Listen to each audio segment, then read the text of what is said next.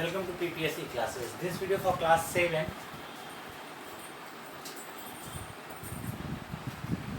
और हम लोगों का रिवीजन चल रहा था और पीरियडिक टेस्ट 1 का रिवीजन है।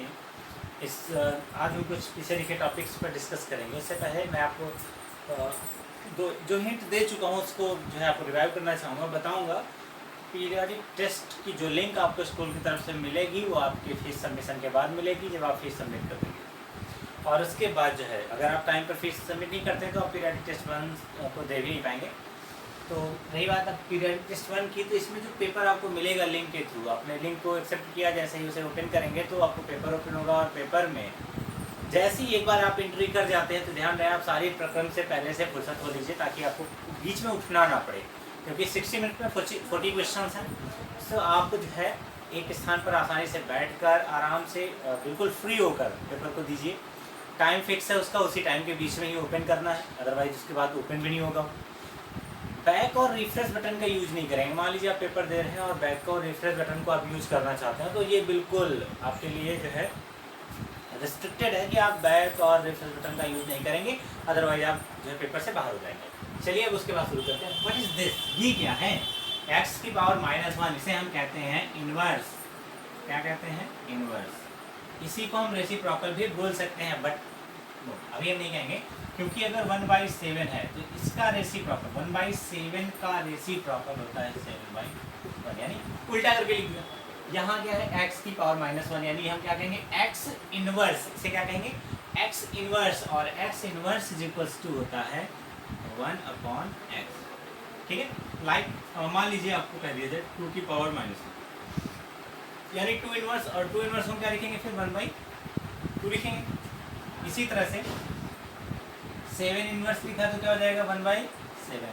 तो आपने देखा 1/7 यहाँ लिखा हुआ था, यानी 7 इनवर्स। तो यही क्या है? रेसिप्रोकल है। लेकिन हम ये पूरा रेसिप्रोकल नहीं है, ये क्या एक इनवर्स फंक्शन है।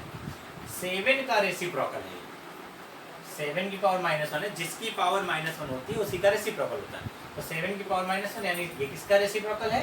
7 का। 7 का रेसिप्रोकल ये पूरा टर्म है, किसका? जो अंदर लिखा हुआ है, जिसकी पावर -1। तो ध्यान रखिएगा इसको। ये क्या है? इनवर्स फंक्शन है और इसकी वैल्यू क्या होती है? ये होती है। इस तरह से आप जिसमें पावर -1 लगी रहेगी उसको फटाक से 1/, में कर दीजिएगा। रेसिप्रोकल के बारे में जानेंगे कि रेसिप्रोकल का मतलब होता है उल्टा, यानी 1/7 का उल्टा 7/1। तो इस तरह से आप इसको लिख लेंगे।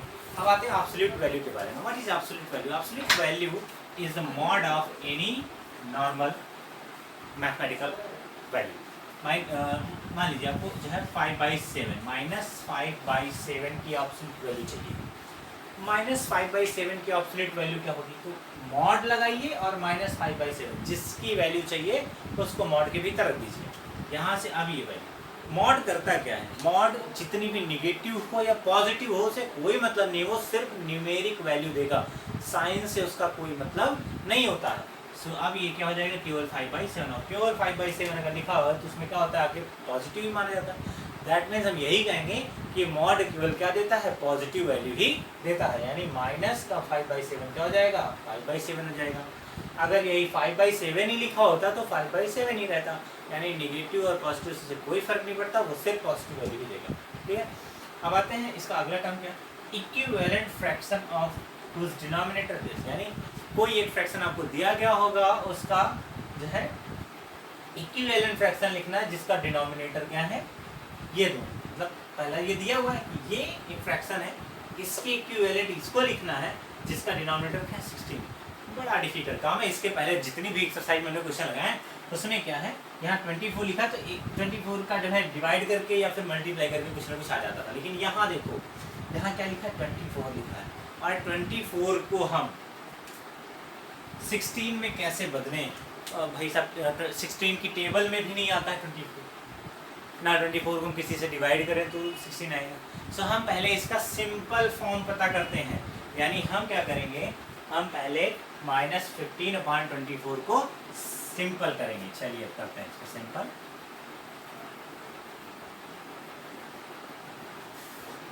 देखिए -15/24, इन दोनों में कॉमन डिवीजर है, कौन है? 3। दोनों 3 की टेबल में पाए जाते हैं। क्लियर? और फिर ये अब डिवाइड हो जाएगा। डिवाइड कर देंगे, जिस कॉमन डिवीजन को फाइंड करेंगे उससे डिवाइड कर देंगे। तो 3 5 जा 15 माइनस का 5 आया, 3 8 जा 24 माइनस का 8। दैट मीन्स माइनस 15.24 की जगह हम ये भी लिख सकते हैं। अब क्या कह रहा था वो कि डिनोमिनेटर कितना होना चाहिए, 16 होना चाहिए। 8 की टेबल पढ़िए, 8 2 जा 16, यानी 2 से यहाँ मल्टीप्लाई किया है और यहाँ किया है तो ऊपर भी करना पड़ेगा, क्या हो जाएगा माइनस का 10, यानी हम यहाँ पर क्या लिख दें माइनस 10 और फिलअप हो गया ये। तो इस तरह से आपको ये क्वेश्चन करना है, एक बार फिर से रिवीजन कर लेते हैं यहाँ पर। माइनस 15/24, माइनस 15/24 का एक कॉमन डिवीजर है कौन, 3। इसको पहले सिंप्लीफाई करेंगे तो 3 से दोनों में डिवाइड कर लिया, कितना आया 5/8, माइनस 5/8। अब 8 की जगह पर 16 लिखना था तो हम 2 से मल्टीप्लाई कर रहे हैं 8 में, तो ऊपर भी करेंगे तो 5 2 10 हो जाएगा। इस तरह से हमने ये फिल कर रहे हैं, इसको फिलअप कर लिया।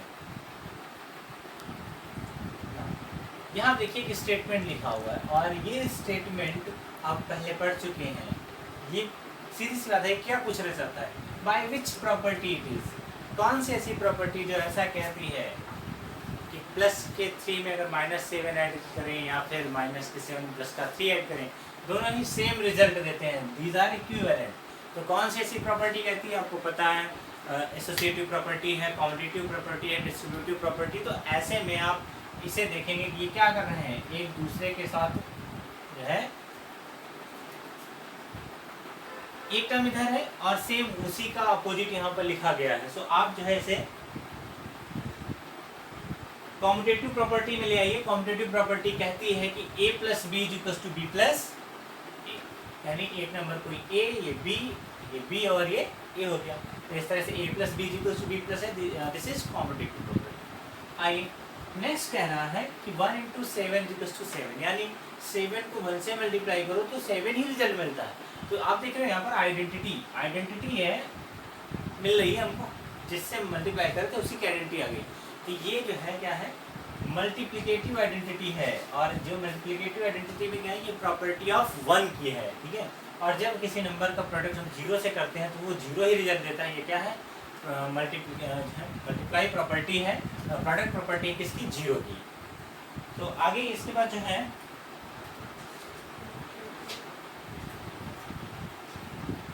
इस तरह के क्वेश्चंस के आपके फिल इन द ब्लैंक्स आ सकते हैं, आप उनको फिलअप करेंगे।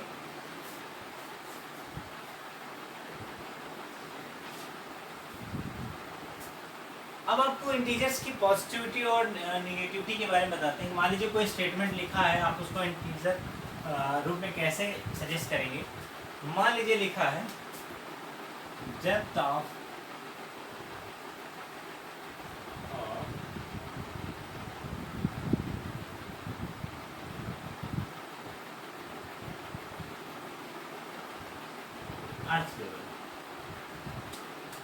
अर्थ लेवल की गहराई में, देखिए तो यहाँ पर डेप्थ का मतलब ही हो गया क्या, बिलो, नीचे।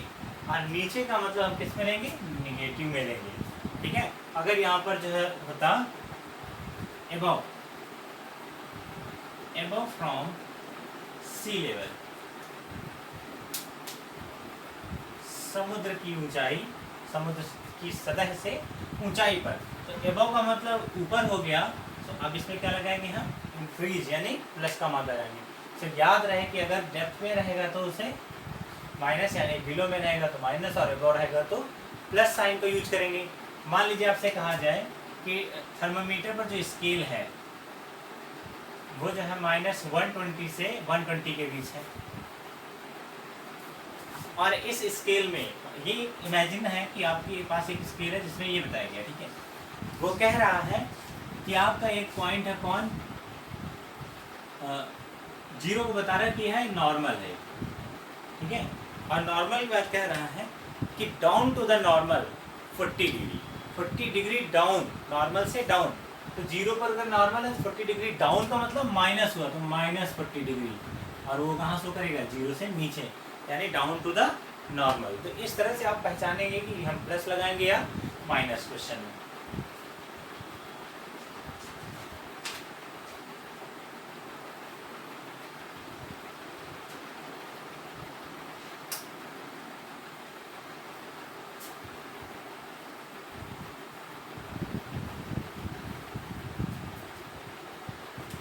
आपको एक ऐड का क्वेश्चन बता देते हैं। 2 और 1/3 प्लस 1 और 1/3,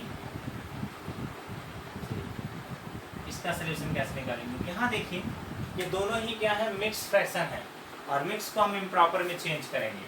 3 2 जा 6, यहाँ इनका मल्टीप्लाई होता है, यानी 3 × 2 + 1 और 3 प्लस, इसी तरह से इसको भी 3 × 1 + 1/3। यहाँ देखिए 3 2 जा 6 और 1 7, 7/3 हो गया, और प्लस ये 3 1 जा 3 1 4/3। दोनों डिनोमिनेटर सेम है, इनको ऐड कर लीजिए, यानी डिनोमिनेटर सेम है तो एक बार राइट करेंगे। 7 + 4 11। तो मिक्स को हमने पहले इम्प्रॉपर में चेंज किया, इम्प्रॉपर में देखा, फिर डिनोमिनेटर सेम है तो डिनोमिनेटर सेम की कंडीशन लगाई, कैसे ऐड करते हैं, फिर उसको जो है सॉल्व कर लिया। तो इस तरह से आप जो है एडिशन भी कर सकते हैं।